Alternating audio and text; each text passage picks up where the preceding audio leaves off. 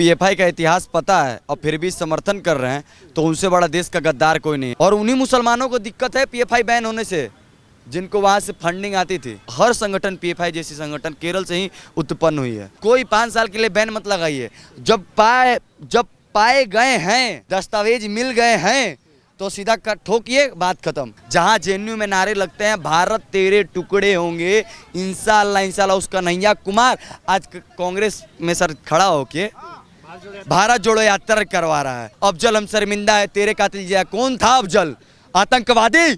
सभी के लिए है ये, हिंदू के लिए, मुसलमान के लिए, सबके लिए है कि कोई मेरा मुस्लिम भाई कोई ऐसी चीज ना करे जो देश के लिए नुकसान हो। इस चीज को हमेशा हमेशा के लिए खत्म करना बहुत जरूरी है, नहीं तो ये चीजें और आगे बढ़ती जाएंगी, इस देश का और भी बेड़ा गर्क हो जाएगा। जो देश तोड़ने के लिए फन उठेगा उसको कुचल देना ही बेटर है। ट्रेलर दिखाया है मोटे भाई ने, अभी आगे आगे देखिए और भी बहुत कुछ होने वाला है। नमस्कार, मैं हूं केशव मालान।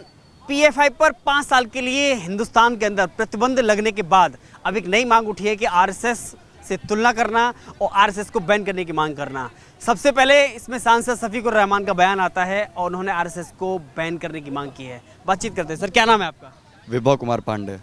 आरएसएस की तुलना पीएफआई से करना, उसको बैन करने की मांग करना, सांसद शफीकुर रहमान बर्क। पहले तो जो मुसलमान पीएफआई का समर्थन करते हैं वो भी आतंकवादी हैं, क्योंकि उनको पीएफआई का इतिहास पता है और फिर भी समर्थन कर रहे हैं तो उनसे बड़ा देश का गद्दार कोई नहीं है। आरएसएस आज तक किसी भी, जिस आरएसएस पे ये उंगली उठा रहे हैं रहमान साहब, इनको पता है कि आरएसएस आज तक किसी भी आतंकवादी गतिविधि में नहीं पाया गया है, या कोई भी ऐसा आरएसएस की तरफ से ट्वीट या कभी भी पोस्ट नहीं किया गया जिससे कि हिंसा देश में भड़के। लेकिन पीएफआई जैसी संगठन, जैसे पीएफआई का इतिहास आज का नहीं है सर, 25 अप्रैल 1977 का इतिहास है, जब उस सिमी नाम से गठित हुआ था भारत में।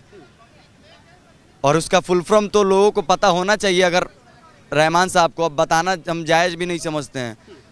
पीएफआई का इतिहास अभी नहीं है। और जो एलिगेशन लगा रहे हैं आरएसएस पे, राष्ट्रीय स्वयंसेवक संघ पे, एक आदमी अभी तक के इतिहास में दिखा दे कि कहाँ पे आरएसएस आतंकवादी गतिविधियों में पाया गया है, एक भी। लेकिन पीएफआई पाया गया है। पीएफआई जैसी बहुत सारी ये संगठनें हैं भारत में जिन पे अभी प्रतिबंध लगाया है, सिर्फ पीएफआई पे ही नहीं लगा है। 8 संगठन है जिस पे अभी रोक लगाई गई है। सर, इनको तकलीफ क्या है? तुम भारत में रह रहे हो, भारत की जनता ने तुम्हें जिताया है, कहीं ना कहीं जहाँ से भी जीते वहाँ की जनता ने इनको बनाया है, चुनाव जितवाया है। तुम उस जनता से गद्दारी कर रहे हो ना। ये उस जनता से कहते कि भारत देश से गद्दारी करें पीएफआई का समर्थन करके। इन जैसे जितने भी बयान आ रहे हैं, और सर, और उन्हीं मुसलमानों को दिक्कत है पीएफआई बैन होने से, जिनको वहाँ से फंडिंग आती थी। अराजकता फैलाने वालों पे मौन धारण करते हैं और समर्थन करते हैं कि भैया हाँ बम फोड़ो, हम तुम्हारे साथ हैं। सर, केरल से हर संगठन, पीएफआई जैसी संगठन केरल से ही उत्पन्न हुई है। पहले वहाँ फॉर्म हुई, फिर पूरे भारत में धीरे धीरे। सर, इनका गजवाए हिंद का ये पूरा दस्तावेज मिलता है और उससे कितने सारे बालक अलकायदा और ये आईएम जैसे संगठन में, आतंकवादी संगठन में जाते हैं। इस्लामी क्या बोलते हैं, मुजाहिदीन क्या है ये लोग का गठ संगठन। हाँ सर, ये लोग देश में हिंदू मुसलमान एक तरफ तो भाईचारे की बात करते हैं। और अगर भारत सरकार द्वारा इस तरह की निर्णय ली जाती है, पीएफआई जैसी संगठन जो आतंकवादी संगठन है उस पर रोक लगाने की अगर कार्रवाई की जाती है तो इनको तकलीफ होता है। भैया ये हाथी का दिखाने का दांत और खाने का दांत कुछ और है। ये कर रहे हैं कि एक तरफ तो हम बोल रहे हैं कि यार ये आतंकवादी था, ये गलत किया, लेकिन सारे मुसलमान ऐसा नहीं है।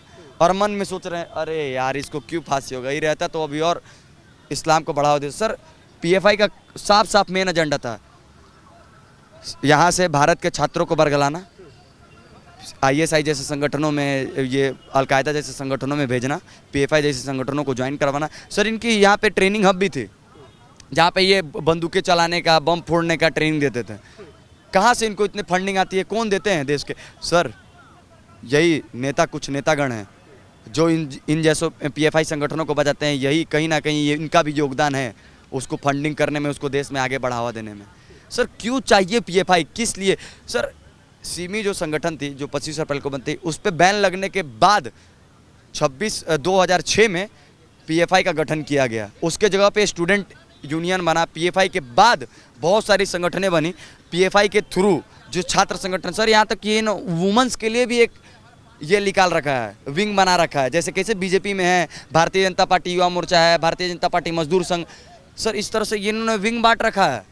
आतंकवाद फैलाने के लिए पीएफआई जैसे संगठन ने विंग बना रखी हैं। और सर ये हमने डिटेल सारा चीज़ें अवेलेबल आज के समय में आपके पास। भारतीय जनता पार्टी एक ऐसी पार्टी है जो आने के बाद सीधा डिजिटल प्लेटफॉर्म ला के खड़ी कर दिया। आप जाइए, गूगल है, गूगल पे सर्च करिए, पढ़िए, जानकारी लीजिए और सही का साथ दीजिए। सर पीएफआई जो है आतंकवादी संगठन है और इस पर बैन ही नहीं लगना चाहिए। हमारे अनुराग ठाकुर हैं, अभी खेल मंत्री और ब्रॉडकास्टिंग मिनिस्टर भी हैं, उनका कहना है देश के गद्दारों को वही अपनाना चाहिए। इन पीएफआई जैसे संगठनों से जो पाए गए हैं अभी, उनको कोई 5 साल के लिए बैन मत लगाइए। जब पाए गए हैं, दस्तावेज मिल गए हैं तो सीधा ठोकिए, बात खत्म। मैं तो ये कहना, भारत सरकार से मेरी गुहार है, ये अमित शाह जी से मेरी गुहार है और डिफेंस मिनिस्टर राजनाथ सिंह जी से कि सर कोई 5 साल के लिए बैन मत लगाइए, कुछ कार्रवाई सीधा ठोकिए। ये ठुकेंगे तभी सुधरेंगे। ये ठुकने के हैं। बार हमारे बिहार में कहा जाता है कि लात के भूत बात से नहीं सुनते हैं। ये लात के भूत हैं, कभी बात से नहीं मानेंगे। इनको ठोकिए, ये खुद ब खुद सुधरेंगे। इनको ठुकाई चाहिए भारत से और कुछ नहीं।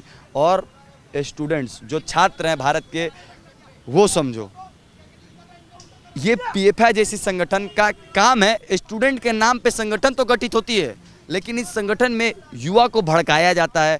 जैसे जेएनयू में नारे लगते हैं, कन्हैया कुमार जैसे छात्र इनसे पनपते हैं। जैसे हिंदुत्व मूवी भी आई है, उसमें भी छात्र राजनीति के बारे में दिखाया गया है। सर अहम भूमिका निभाता है स्टूडेंट इस देश के। किसी भी देश के लिए स्टूडेंट बहुत बड़ा महत्वपूर्ण कड़ी है।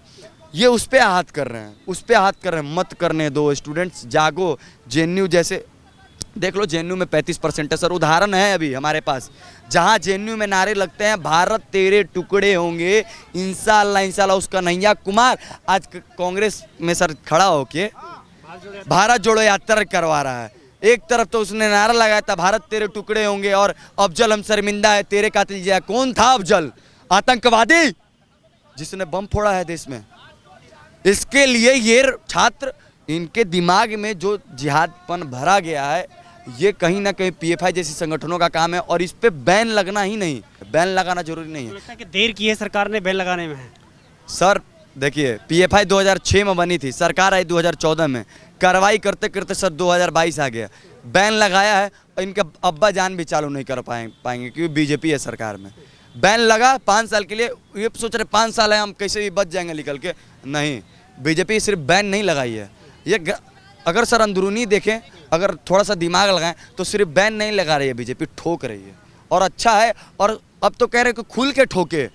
हम सारे युवा जितने भी देश के हैं, जितने भी भारतवासी हैं जो भारत का हित चाहते हैं, वो तो ये चाह रहे हैं कि इन जैसे लोगों को पे कोई बैन नहीं, कोई जेल भरो आंदोलन नहीं चलाना है। फालतू में सर इनको जेल में बंद करके जेल का खर्च, भारत सरकार का खर्च बढ़ा रहे हैं।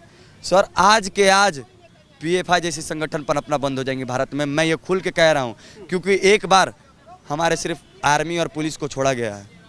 सर उसका इतिहास सभी को पता होगा। एक बार आर्मी को छोड़ा गया था, लाहौर तक घुस गए थे मारते मारते, और भाग गए थे पाकिस्तानी कहाँ पे, यूएन में। और ये भी सर देन कांग्रेसी का था जो यूएन में जाके भौंक ले रहे हैं कुत्ते की तरह। और भारत उस समय चुप रहता था। लेकिन बीजेपी ऐसी सरकार आई है जो इनको कहीं पे भी भौंकने नहीं दे रही है, पूरा शिकंजा कसे हुए। ठीक है सर, क्या नाम है आपका?